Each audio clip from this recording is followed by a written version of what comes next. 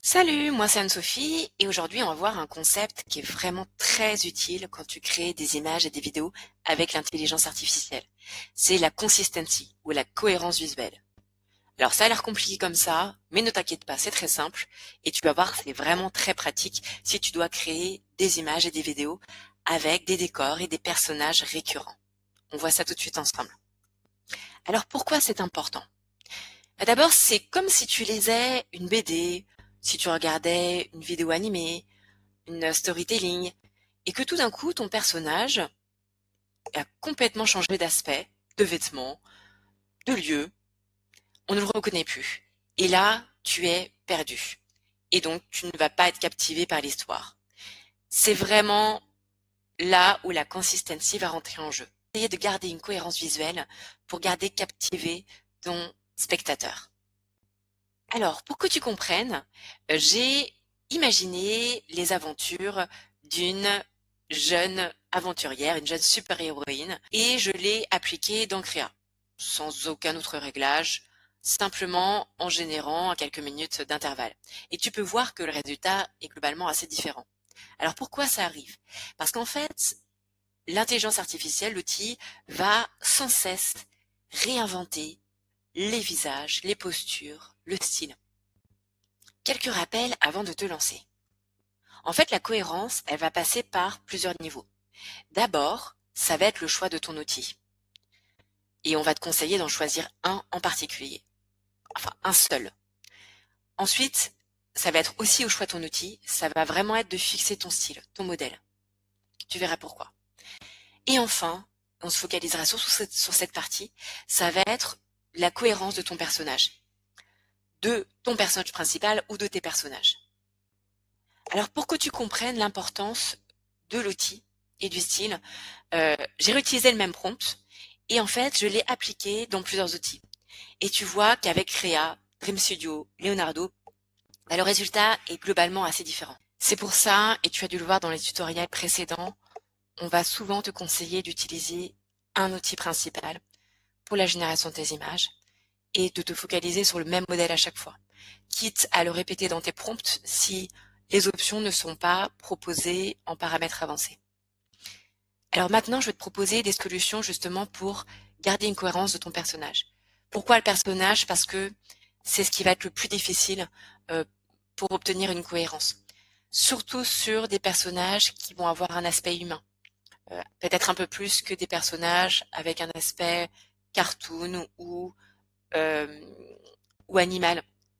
Et surtout pour des personnages avec un style plutôt réaliste, photographique, parce qu'on va avoir plus de détails sur le visage. Alors je vais te proposer trois solutions. La première, ça va être d'utiliser la plus basique, une description détaillée de tout simplement de ta photo. Alors petit préambule avant, vraiment réfléchis bien avant la génération de ta première photo, celle que tu vas choisir. Elle est vraiment très importante parce que c'est elle qui va servir à la génération de toutes les autres images de tes personnages. Donc, fixe une image, mais avant de la choisir, réfléchis bien puisque ça va être l'image que tu vas conserver sur tout le reste de ton aventure, de ton histoire. Donc, trois solutions. La première, ça va être d'utiliser une description détaillée de cette photo que tu auras figée, que tu vas utiliser pour tout le reste. Et tu vas pouvoir t'aider d'outils pour le faire. Et cette description, tu vas pouvoir l'utiliser sur la génération de toutes les autres images avec des variations.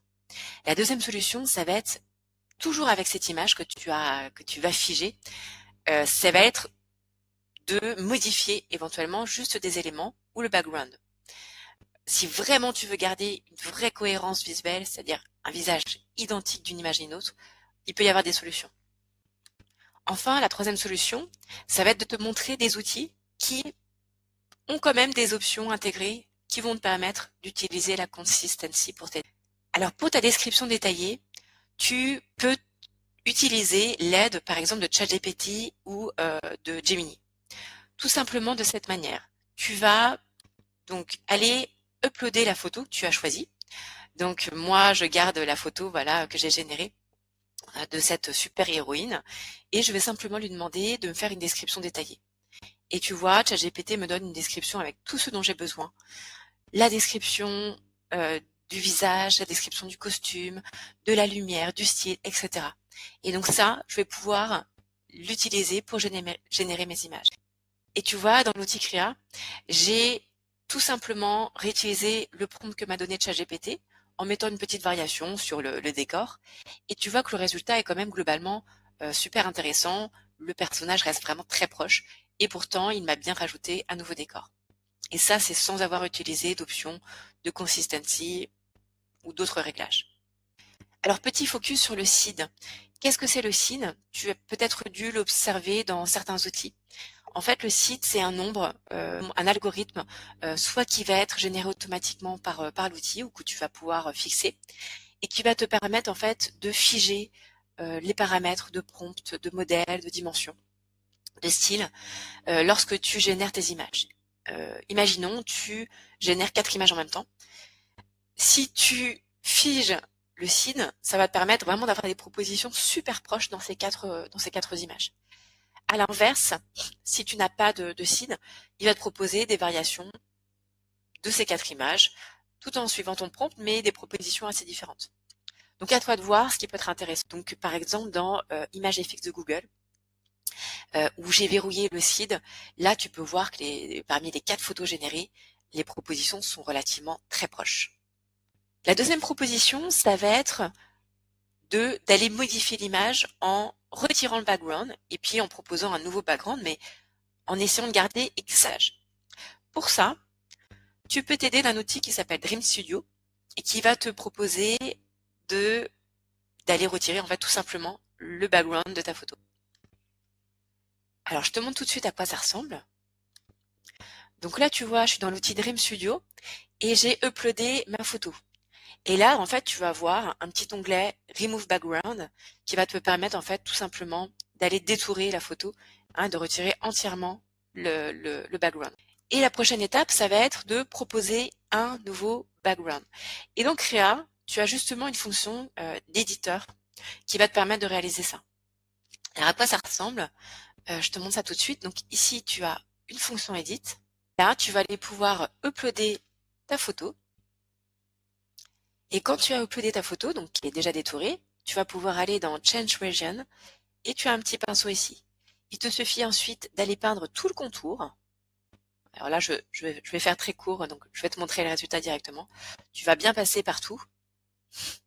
Et ensuite, une fois que tu as fait vraiment tout le tour, donc là, j'ai pas tout fait, hein, mais n'hésite pas vraiment à passer tout autour, toutes les zones blanches autour du personnage, quitte à le passer un petit peu sur les cheveux ici.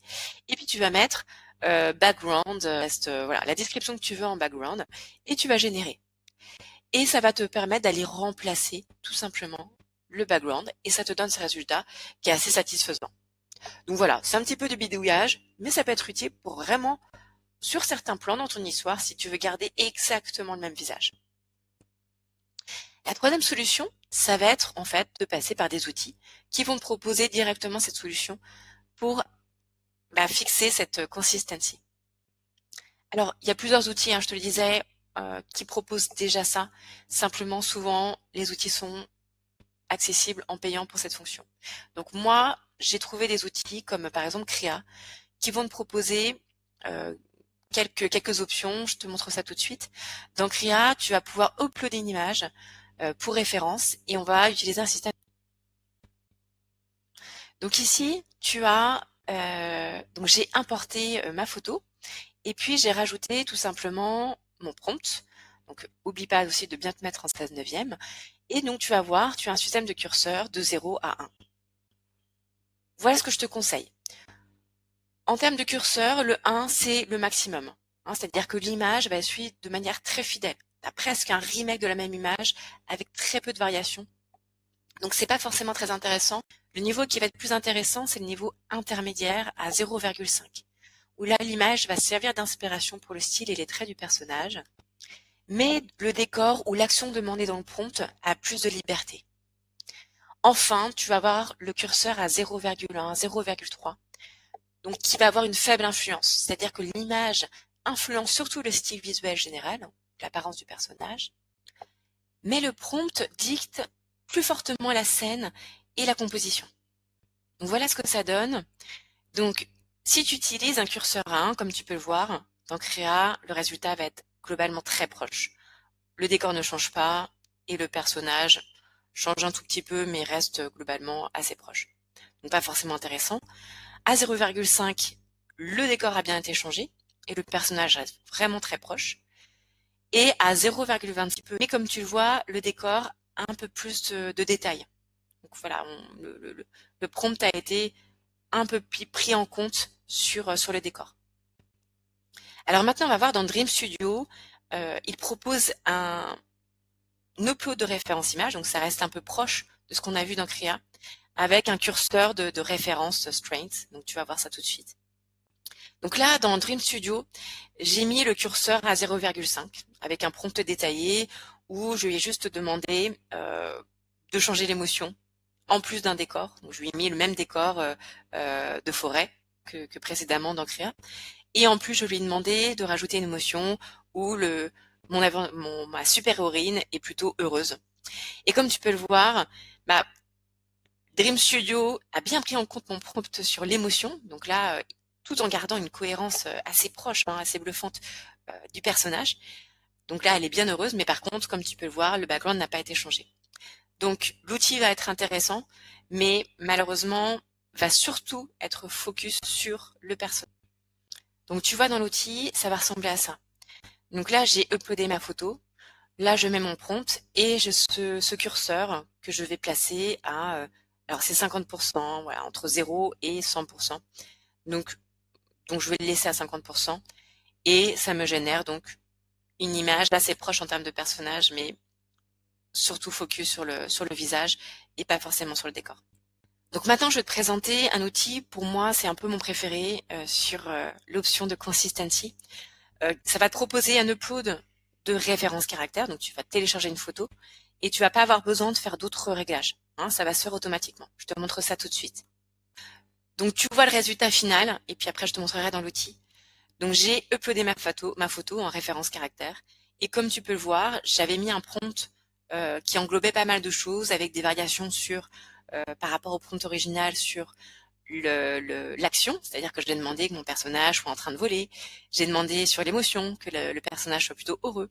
J'ai aussi demandé une variation sur la position. Donc, j'ai voulu me positionner un petit peu en dessous par rapport à une caméra face par rapport à mon image initiale. Et comme tu peux le voir, le résultat est quand même assez satisfaisant. Et j'obtiens vraiment une cohérence en termes de personnage assez bluffante. Je te montre tout de suite dans l'outil ce que ça donne. Donc là, tu vois ici, j'ai téléchargé ma photo hein, de base et puis ça me l'a analysé et ça m'a gardé le visage. J'ai mis mon prompt et ensuite j'ai tout simplement fait générer. Donc là j'avais fait plusieurs essais et comme tu peux le voir, bah, le résultat est quand même assez satisfaisant. Alors, quelles vont être les limites de l'outil? J'ai dû forcer un petit peu au niveau des positions. C'est-à-dire que l'outil a tendance à se focaliser sur la position. Tu vois, ma photo initiale, elle est plutôt face caméra.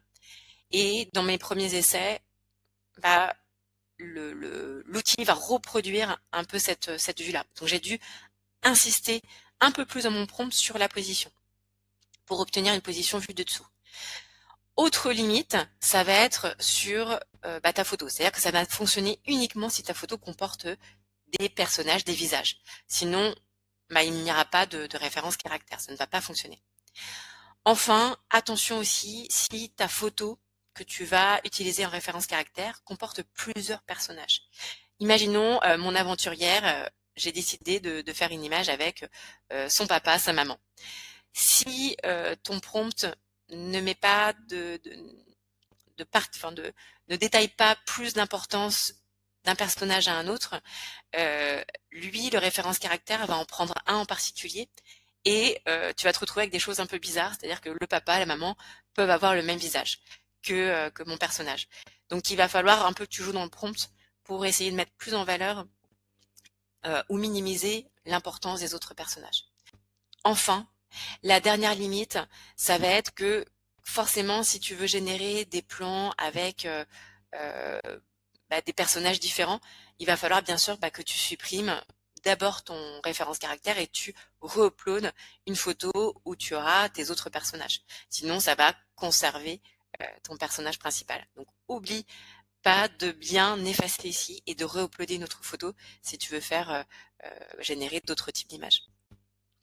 Voilà, et ben écoute, j'espère que ce tutoriel t'aura bien aidé et que tu auras compris l'importance de la consistency pour captiver le spectateur. Maintenant, c'est à toi de jouer. Bon courage!